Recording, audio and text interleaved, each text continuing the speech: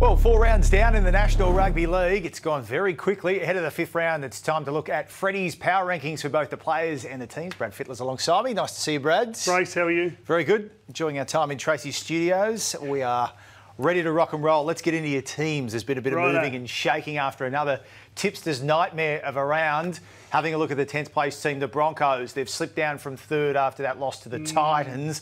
Speaking of the Titans, they are up there for the first time in your top 10, Brad. 2 from 4, the Titans. They got that game against Canberra early in the season. We've had a couple of bad losses in the middle of those victories, so I think everyone's sort of just overlooking the Titans at the moment. But coming up with nearly 30 points as they headed up the M9 to Brisbane. I don't even know if it's an M9, I just made that up. But is it a 1? Across the field, LG, Ash Taylor. I think we just saw the try where Ryan James kicked, and then Philip Sammy, who he scored 3 himself, set one up for Don. The Don got a beauty on the outside of that. Look at it, just slick play. I don't know if the Broncos gave much resistance, but they were outstanding after the 50-point drubbing from the Dragons the week before. They're back. The Titans looking very good. Let's have a look at the rest of your teams going up from there in 8th place after 4 rounds. The Melbourne Storm have slipped out of the top 4. They struggled, of course, against the Storm on Friday. The Bunnies, back-to-back wins, sees them jump to 7th. The Sharks from 8th to 6th. And then Manly, for the first time, they are in your top 10, looking good in 5th after a good win on the weekend, comprehensive to say the least, against the Canberra Raiders. It was the way they did it, just their combinations through the middle. Tom, Jake, Daly Cherry Evans, Happy Coruscant, just created havoc against a team who you thought were going to rebound and were going to have some intensity about them. But they just destroyed them through the middle. They had no answer, the Raiders side, and to the point where Ricky Stewart just came out and just put all blame on the players. And he's playing his last big card there, Stick, so they want to aim up this week. But yeah, Tom Trbojevic was absolutely brilliant.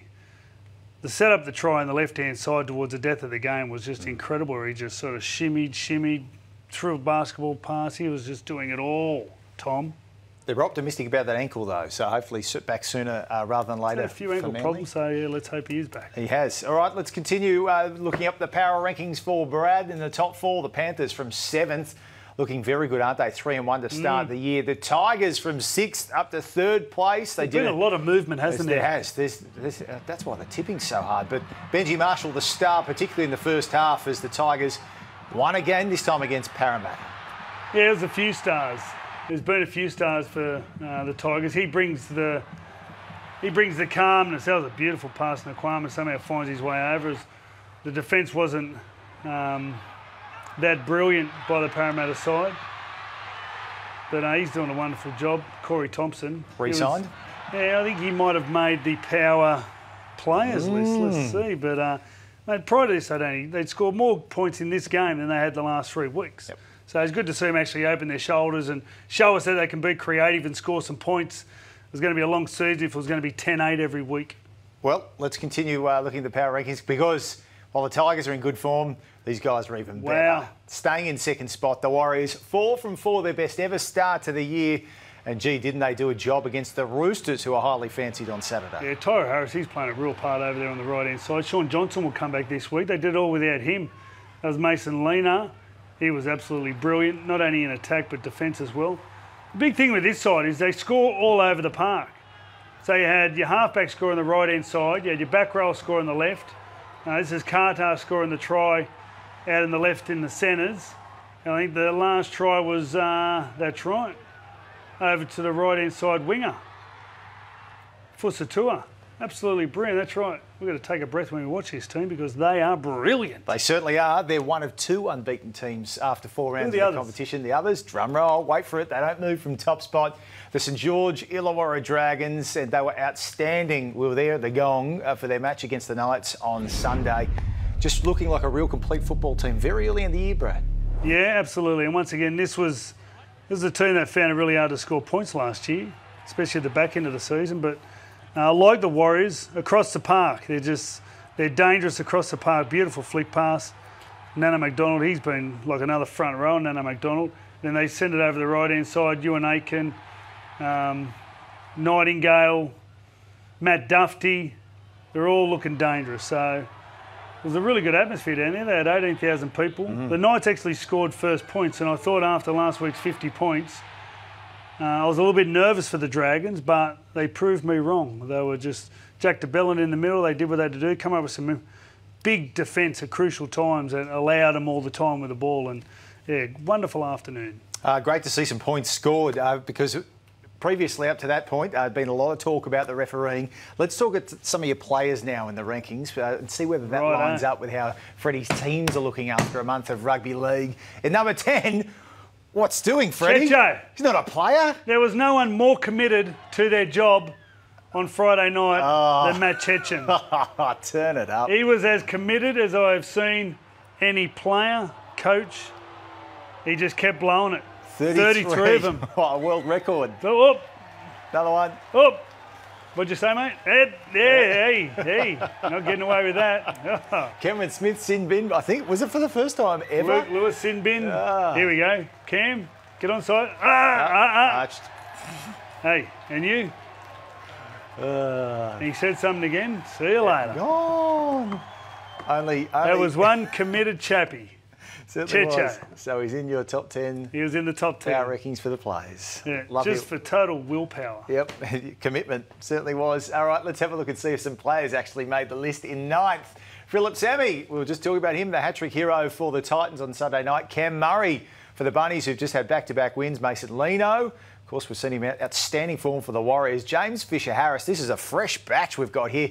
And Jack de Belin and Andrew Johns, man crush in fine form in the sheds before the match without a shirt on and then on the field for his team with one on his back. Oh, there you go. There's a couple of forwards. That was one of those early errors. Knights were in front of this stage, and these two tackles led to St George tries. And pretty much from this moment, the game just turned around. Look at that. He knew you were there watching. He wants to play State of Origin football, doesn't he? He's got those arm things going on there. Yeah. They might have to start seeing what's inside, and they might have like a layer of, like the old days, Canterbury used to have fiberglass in their shoulder pads. He's got what it takes to go to the next level. Absolutely. They've got a big month ahead of them, though. They do. Yeah, they've got all the big sides coming up. So we see how they're looking in by week 8 or 9. All right, Jack de Belin looking very good. He's in 5th place on Freddy's power rankings of the players. In 4th, Corey Thompson re-signed for another year on the back of another great performance for the Tigers. What a signing he has been. He's been absolutely brilliant. He's played in a couple of positions. He's playing right wing. I'm not sure if that was a try, actually. I know there was a bit of footage at, well, that angle looked like it was a try. But he is doing everything. Got an opportunity, come back from England and got an opportunity. And it's been pretty much their best week in, week out. Like Benji Marshall's has been the composure to the team.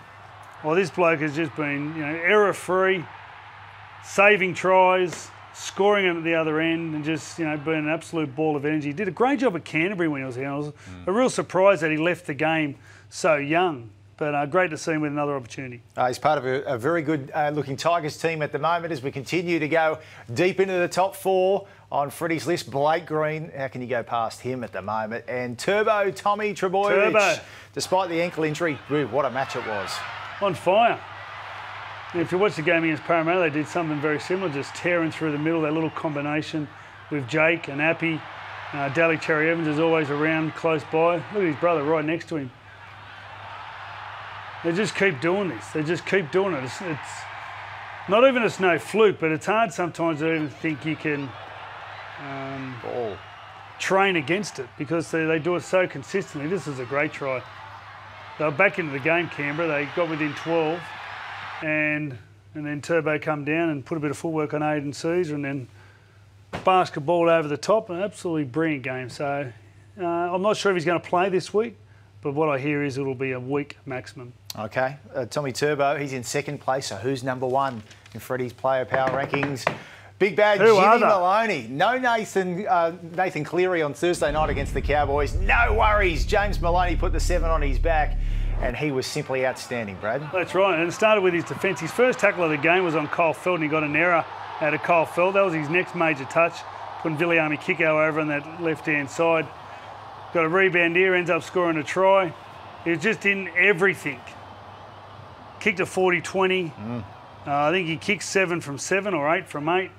He had Cohen Hess run at him all game, got a couple of errors out of Cohen Hess. Here's a 40-20. Absolutely nailed it. just totally took the game away from the Cowboys. And I think what had happened, it just felt so simple that there was no confusion on whose job between him and Nathan. He said, right, I'm going to do the lot. I'm going to get us around.